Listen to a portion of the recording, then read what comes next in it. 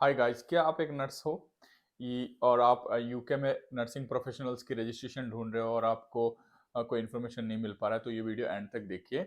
मैं इस वीडियो में पूरा एंड टू एंड डिटेल बताने वाला हूँ कैसे आप एज ए नर्स यूके में रजिस्ट्रेशन कर सकते हो, उसके बाद जॉब करने के लिए यहाँ आ सकते हो। ठीक है, मेरा नाम है आइनुल और मैं रहता हूँ लंदन में और यूके के बारे में इन्फॉर्मेशन रिलेटेड वीडियोज़ वगैरह बनाता रहता हूँ।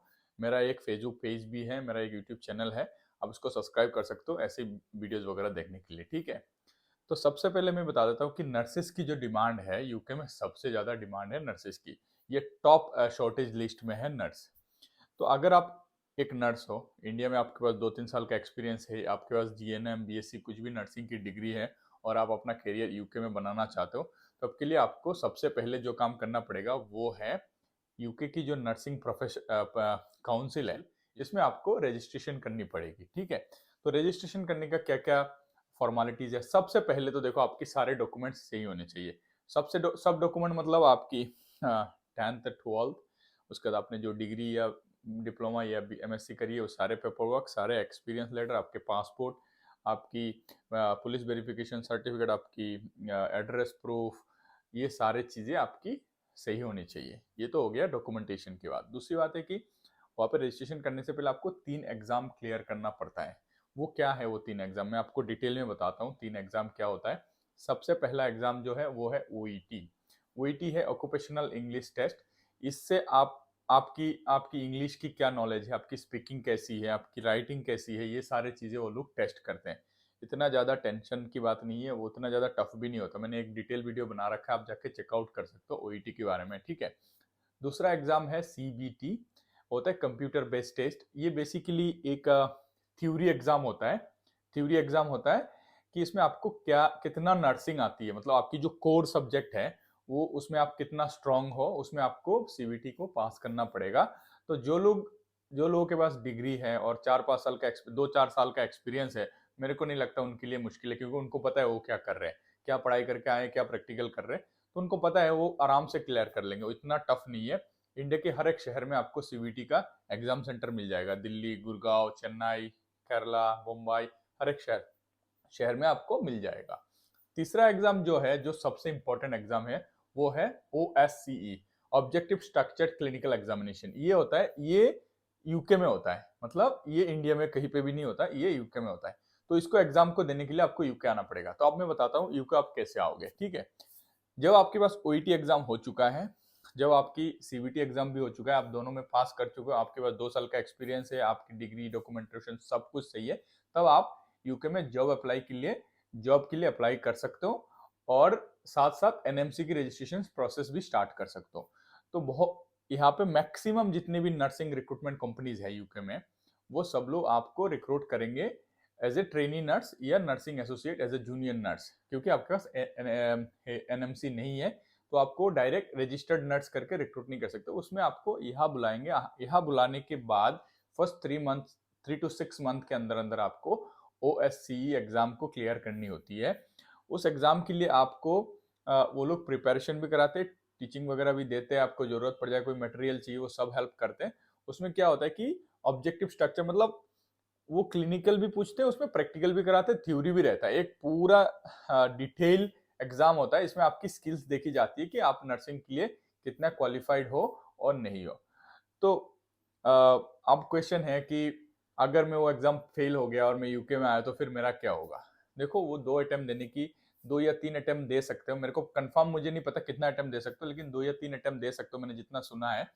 और अगर आप आपकी थ्योरी स्ट्रांग है, अगर प्रैक्टिकल आपने इंडिया में अच्छे से करे हुए, मेरे को नहीं लगता आप फेल होंगे। और आपको यहाँ पे सारी हेल्प मिलेगी, आपको क्या क्या मटेरियल चाहिए, आपको एक यहाँ के हॉस्पिटल्स के भी एक्सपोजर मिल जाएगा, तो आपको पता लग जाएगा, आप एक बारी में क्लियर कर लोगे। मैं जितने भी नर्सेस को जानता हूँ, सबने एक ही बारी में क्लियर करा हुआ है। ठीक है, ये हो गया 3 एग्जाम। पहले हो गया ओईटी, उसके बाद सीबीटी, उसके बाद ओएससीई।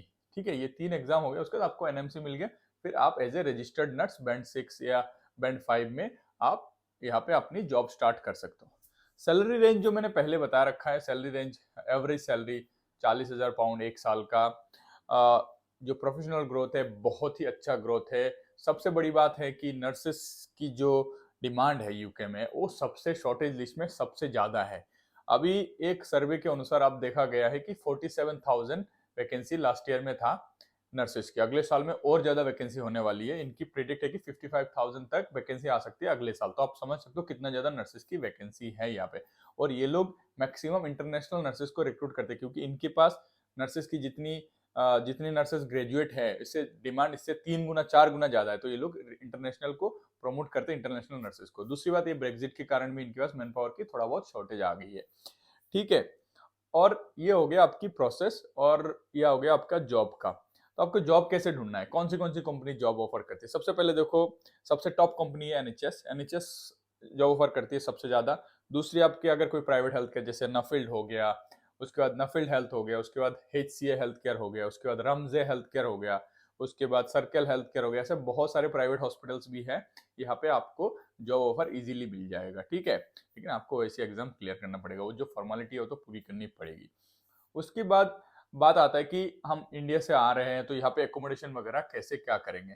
तो अगर आप एज ए नर्स इंडिया से आ रहे हो, तो आप कोशिश करना कि यहाँ पे जब भी आप कंपनी के साथ बात कर रहे हो, जो आपकी कन्वर्सेशन चल रही है, तो आप बोलो कि मेरे को कंपनी एकोमोडेशन अगर मिल सकता है तो एटलीस्ट 2 महीने के लिए दे दो। फिर आप यहाँ पे 2 महीने सेटल डाउन होके फिर अपना आप ढूंढ सकते हो। कब कुछ कुछ ऑर्गेनाइजेशन है, कुछ कुछ एनएचएस ट्रस्ट है, जिनकी उनकी एकोमोडेशन होती है, आपको पे करना पड़ता है, पूरा परमानेंट देते हैं आपको, जितने दिन आपको रहना है आप रह सकते हो। कुछ कुछ ऑर्गेनाइजेशन क्या करते हैं, फर्स्ट 3 मंथ्स के लिए आपको हेल्प करते हैं, जब तक आपके सेटल डाउन नहीं हो जाते। ठीक है, ये हो गया एकोमोडेशन की। दूसरी चीज है कि ट्रेवल एक्सपेंस और फूड वगैरह, इंडियन सारी चीजें यहाँ पे मिलती है। ऐसा कोई सामान नहीं है इंडिया में जो मिलता है और यहाँ पे नहीं मिलता, क्योंकि लंदन आधा इंडियन है। ठीक है, तो सब सामान मिलता है खाने पीने का। आपको थोड़ा बहुत ढूंढने पड़ जाता है कि आपको पता करना पड़ेगा कि शॉप कहाँ है। बाकी सारे सामान विश्वास करिए मेरे को, सारा सामान मिलता है। ए टू जेड इंडियन फूड यहाँ पे अवेलेबल है। रेस्टोरेंट्स, आप ग्रोसरी शॉप बोलो, जो भी चीजें हैं सब मिलता है। ठीक है, और ट्रेवल एक्सपेंस की बात करते हैं। ट्रेवल एक्सपेंस इतना ज्यादा है नहीं यहाँ पे। अगर आप हॉस्पिटल एकोमोडेशन में रह रहे हो, तो फिर आपको कहाँ ही घूमना पड़ेगा, आप तो पैदल ही जाओगे हॉस्पिटल में, क्योंकि वो ज्यादातर हॉस्पिटल की साइट में ही होता है वो एकोमोडेशन। और बस वगैरह 1.5 पाउंड है बस की जर्नी, ट्रेन का 3.5 है ट्रेन जर्नी, सो इतना ज़्यादा वो नहीं है। और प्रोफेशनल ग्रोथ की बात कर लेते हैं। प्रोफेशनल ग्रोथ बहुत ज़्यादा है, क्योंकि ऑलरेडी शॉर्टेज में है, तो इनकी जो टॉप में लोग चाहिए, इनकी उतना ज़्यादा है नहीं जितना इनको चाहिए। तो ये लोग जब आप रजिस्टर हो जाते हो 1-2 साल, 3 साल में ही आपको मतलब अच्छा अच्छा ग्रोथ मिल जाता है। तो नर्सेस की जो प्रोफेशन है वो मेरे हिसाब से तो बहुत अच्छी है। यूके में अगर आप एज ए नर्स आपकी करियर को डेवलप करना चाहते हो, मेरे को लगता है कि बहुत बड़ी अपॉर्चुनिटीज है। आपको सही से सारे डॉक्यूमेंटेशन क्लियर कर लोगे, तो फिर आपको एक बहुत अच्छा करियर बनाने का मौका मिल जाएगा। दूसरी बात, ऐसे इन्फॉर्मेशन वीडियोस वगैरह देखने के लिए मेरे चैनल को सब्सक्राइब करिए, बने रहिए हमारे साथ। तब तक के लिए अपना ध्यान रख के मैं मिलता हूँ अगले वीडियो पे।